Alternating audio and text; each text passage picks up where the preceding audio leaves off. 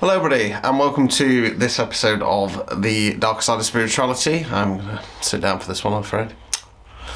So today I'm going to discuss my views really on the current state of things within the spiritual community and spirituality in general. Now, I've been thinking about doing a little bit of a video about this for a while, but I wasn't kind of sure which direction to take with it. And I was watching TikTok, and there's a creator that pops up who talks a lot about toxic parents. And one of the things that he mentioned on this content was the fact that, you know, burying your head in the sand and pretending that the issue isn't going off isn't going to resolve anything. And it kind of resonated with me. That's what one of the main issues at the moment is with spirituality in the spiritual community, is that people don't want to talk about these issues. And for me, that stems from the infiltration of Christian belief systems within spirituality. Something else that's been popping up recently is an American creator, and he's talking a lot about how this kind of Jesus forgives attitude is wrong, and it is. Now you know, for me, you can forgive a person, but you shouldn't have to forgive the actions, and you shouldn't. So, just to take it back a few steps, you know, something that's crazy to me is that, you know, spirituality stems from Hinduism. And, you know, I don't profess to know all the ins and outs of the Vedics, but it's pretty, you know, it's not love and light. Jesus, you know, they're battling demons, they're having sex left, right and centre and stuff like that. It's more real, it's more tangible. Now, for me, what's happened along the way is the hippie movement.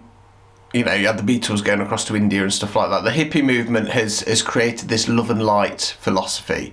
They tried, it failed. Okay. Now, a lot of you would have heard me say this a lot. You know, love and light doesn't work, and it doesn't. Now, being somebody who has had a lifetime of being let down, being manipulated, being abused, being tossed to the side, and feeling like I've not been able to say my piece at the time due to fear, due to not wanting to upset people, fear of consequences, etc., to turn around to somebody like me who has finally found their voice and tell them to forgive, turn the other cheek, don't say anything, it's an insult. It's an insult. And as I always say, and nobody's been able to tell me yet, if love and light works, why has it been going for the last, where are we now, 50 odd years?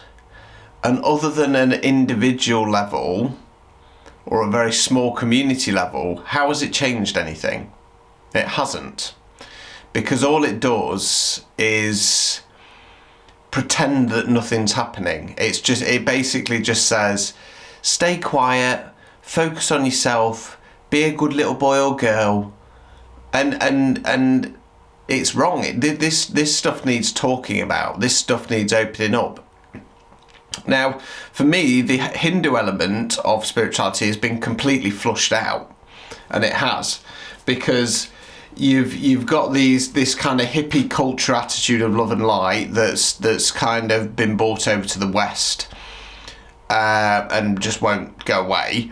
You've then got the infiltration of the Christians coming in with the talk of, you know, Christ consciousness and angels and stuff like that. Now it's this attitude and belief that runs through the culture that is let the dark in. It's let these corrupt bastards do what they want, charge what they want, land grab, take over everything, because the attitude is don't say anything, be quiet. You know, there's a lot of talk of karma, but at the end of the day, sometimes that needs activating. Sometimes it takes somebody to kind of stand up and take a stand. Now, something that I struggle with at the moment within my community is the constant attitude towards me of almost like, it's patronising, to be honest with you. It's fucking patronising. It's very much like, well, you've kind of said your piece now, Richard, so maybe it's time you kind of go like that. No. And for me, this is all about control, because by telling me to stop exposing this stuff, telling me to stop highlighting it, is a form of control. And it's people trying to control me to stop highlighting this stuff. Now, if people don't like what I am saying, they can either turn away from my content, or what I prefer, let's have a debate about it.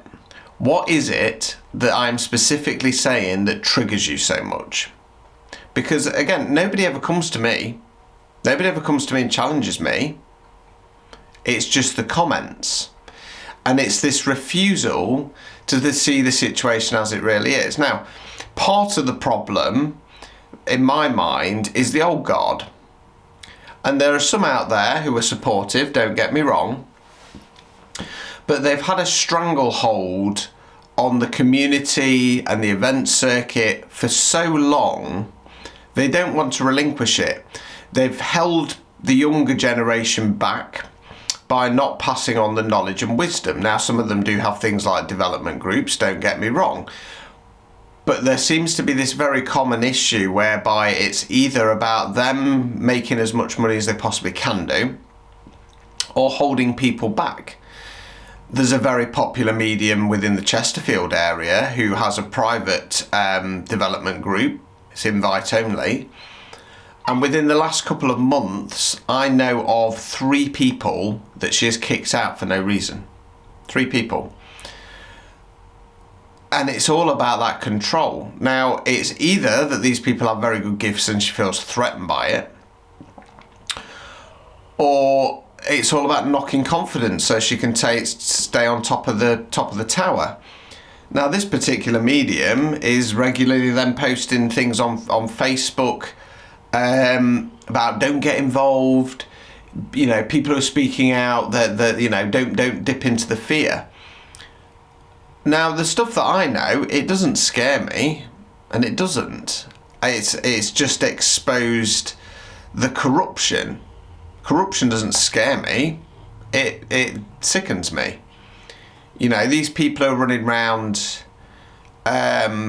deliberately trying to shut other organisations down, trying to shut other mediums down. They don't scare me. They piss me off. I'm happy to take a stand. Now, had the older guard back in the day followed their mission and passed on the knowledge and wisdom, we wouldn't be in this situation now.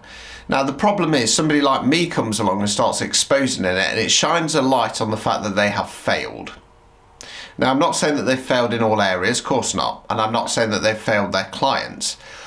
Who they have failed is the younger generations of psychics, mediums and healers, because they have gatekept the information, they've gatekept the knowledge. I'm fully aware within the community that I'm in that there's an awful lot of very down the rabbit hole tapped in people, and they know an awful lot more than they let on. They don't want to share this knowledge and information with me, and they drip feed. The amount of people that come to me and say, I knew that was going to happen. Well, why didn't you fucking say something? Why have you waited till afterwards? They want me to remain quiet because I'm a threat to them, because it exposes that they have failed. They have failed in their mission. Now, some of them will be starseeds, majority will be light workers. They have a mission, they had a purpose, and they have failed. Now, for me, we are at a point within the ascension process, and I've said this before, where Source is starting to expose that. Source is starting to remove people's gifts, abilities, and skills. So don't be surprised if you start seeing psychics and mediums dropping off the face of the earth. Now, I'm also very aware that a lot of them are tapped in and know on a psychic level that I'm going to be dropping some content very soon, which is going to be very exposing and very controversial. Now, rather than using that as a platform to support me and to expose this alongside me, because there's going to be no get out of this, they're unfriending me. And I know why they're doing it. It's so that when this is exposed later on down the line, they can say, oh, well, I didn't know. I'd gone into hiding and I had stopped following your content. There's an awful lot of people out there in the spiritual community, again, the old guard, who for years have been battling and throwing shade and black magic on each other. So they know that they're not safe. Now again, so there's many times. I don't work with dark energies. I never have done. I never will do. Okay? I shift it back or I fling it back. I've never put a hex on anybody. I've never put a curse on anybody. And I haven't. So I have no fear.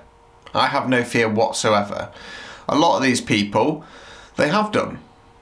And they've used it under the guise of witchcraft, and they've used it under the guise of, well, I'm a witch, so it's not going to come back on me. Yeah, it fucking will. Yeah, it will. And they're all sweating now, believe you me.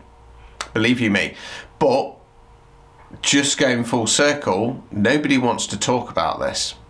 Because it threatens their position in the community. It scares them. And the irony of it is, because they don't want to face this and talk about this stuff, it just goes to show that they do not understand what spirituality is. Because when you understand spirituality, you understand that the dark has a purpose, it has a role, and it is there to trigger, it is there to be exposed. And to fully heal from a situation, you have to talk about it. Be it with other people, be it within yourself. The more you run and hide, the more it just goes to show that these people are wearing masks. They're either up to something wrong themselves, or they're refusing to do the work. Because we all do things wrong on occasion, but it's about owning it, admitting it.